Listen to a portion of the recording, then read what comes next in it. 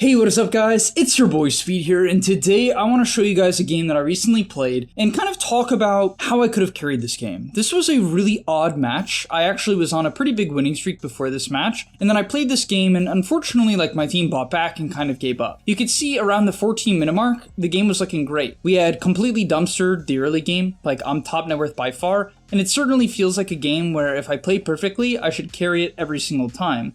As I said, my team did literally buy back and just start griefing and giving up, like 3 of my teammates, and that happens, but at the end of the day, these games are winnable. That's the cool part. If you truly play as good as humanly possible, which I don't even think I'm close to that, right? Being perfect is something that I don't think anyone is even close to, but striving towards that, I think it's super possible. And so, yeah, I feel like I could have carried this game with some better decision making. Let's talk about it. And I'm going to try to help you guys kind of get a better understanding of how you can carry your games as well. So you don't get stuck in the trenches. You don't, plateau at whatever MMR you're at. Because I've actually been gaining a lot of MMR. My main account isn't as high as my Smurf, but my main account is 10,070 and my Smurf is 10,300. So I really think I can teach you guys a lot about just, playing, I guess, Dota. Also, I want to tell you guys that if you've been struggling with solo queue and you're looking to get to the next rank, I'm going to be able to help you.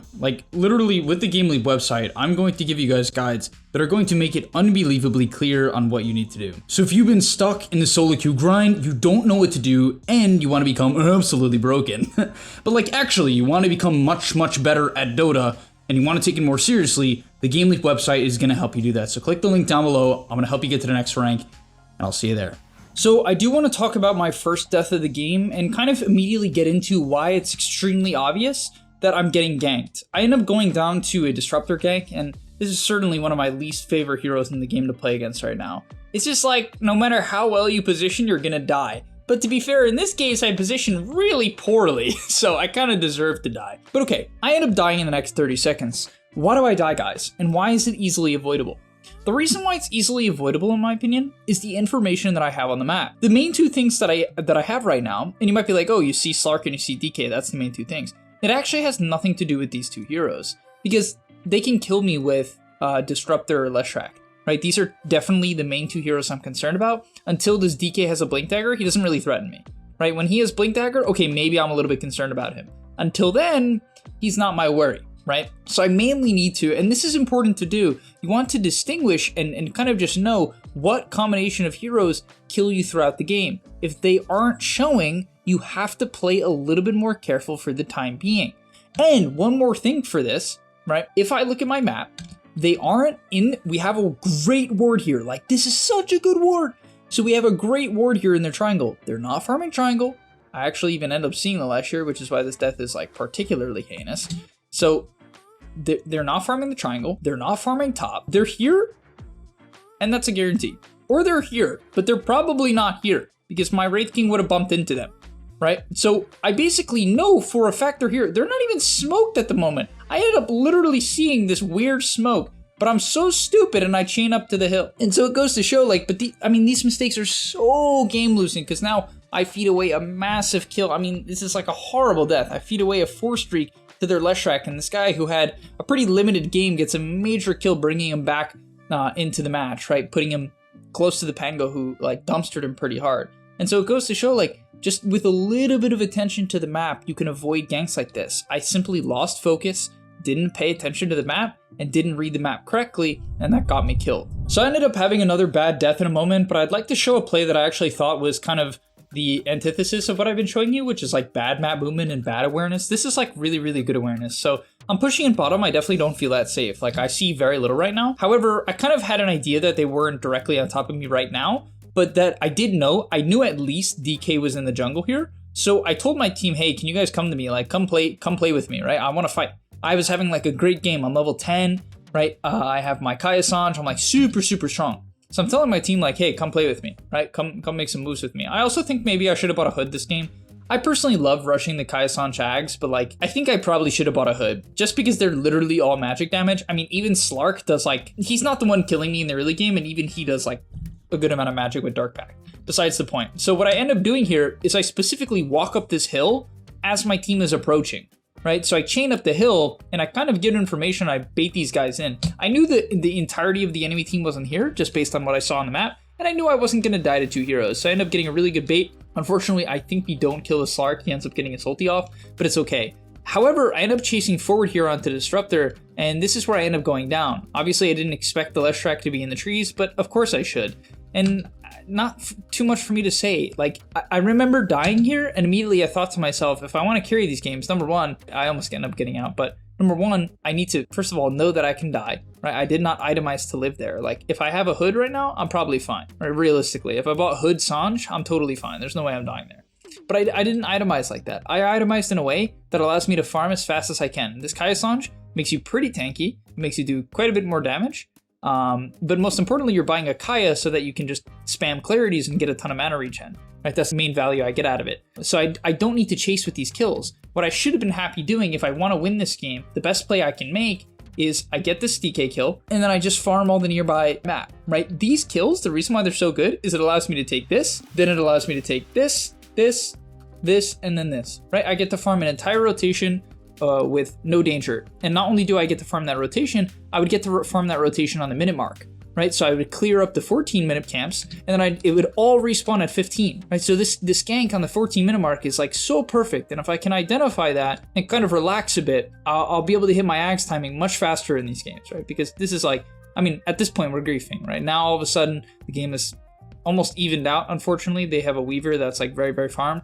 So, you know, the game is literally almost evened out. And yeah, it's going to be a tough match at this point. From here, I don't really know what I was thinking in this fight. Like, this entire team fight, I actually felt that I was just making bad decisions, and I don't really know exactly why. Like, I'm not going to lie to you guys. Sometimes having a good game of Dota just comes down to, like, being focused in the day, right? Like, not being distracted and being able to trust your intuition. So, like, I hit a seemingly pretty good Chakram. Probably should have pulled it back a little bit earlier. And I see that they're all low HP. And obviously I'm pretty strong, but I mean, there's no reason to chain in like this. It's just insane, right? It's particularly insane. I'm not going to die. Like, I knew I wouldn't die, which is why I made the play. Well, at least I thought I wouldn't die. So I made the play, but the problem is I just like tanked the tower a bunch. I get vesseled, I get hit a bit, and now I'm just 800 health. And that doesn't feel very good, because if the fight reinitiates, well, I have 1000 HP instead of 2k HP, which is obviously a massive difference. Pango ends up canceling his roll here, and I knew that. Like, he misclicked roll. It is what it is. It happens. Like, such is life. I don't know why I go in. I see this big opportunity to hit like a massive go of my spells, and it's true, right? Like, I nearly killed a Slark. I do half of this guy's health. It looks good, but I knew my Pango legit missed his roll. Like, it's fine. I'm really not saying this to flame him. I'm saying it strictly to say, like, I know we don't have our most important spell. Why am I forcing it, right? Like, we don't have reincarnation. We don't have roll. I'm half HP. We don't have overgrowth. Okay, we have tiny spells because he's tiny. But why am I going in? I mean, could it work out? Maybe if my team was all on the same page, Wraith King, he could have been here. Maybe Pango could have blinked and shield crashes. Okay, he does. So you see what I'm saying? Like, maybe it could have worked out if Wraith King was more on the same page, perhaps. He's definitely a little bit AFK here, but oh, he's tossing. That's why he bought back. And then this guy says, "Gee, I was wondering why he bought back." I see, he tossed him in because he was mad that he didn't fight. I mean, to some extent, he's right, but like tossing him in like that is, I don't know. This was like some really low skill. It was some low skill stuff. But as you can see, I would say 3 major decisions throw in my game, right? Because I would 100% have an axe for that fight if I was completely clean with my gameplay. I got fed the easiest lane of all time. I got first blood and 4 kills before like minute 8. But then I end up dying to a gank that's completely avoidable. Then I end up dying again later on, just overextending, right? Overextending, not taking the space that's given to me. I literally asked for that gank so that I could farm the entire bot side of the map. I got what I wanted and then just threw it away, which, you know, I know why I did. I thought there was a free disruptor kill. I got baited a bit, and it is what it is. It's a bit of a mistake, but completely avoidable. And then in terms of that team fight, I overextend in the beginning part of the fight. I should just be looking for the clean, quick kill and then kite out. That's generally the best way to play team fights, guys. When you overextend and dive the backline, what happens is you take too much damage and you become an easy target.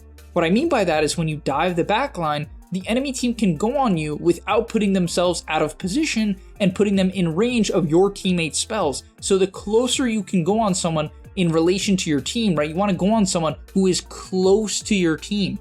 If they're close to your team, you will likely not die and your team will be able to follow up.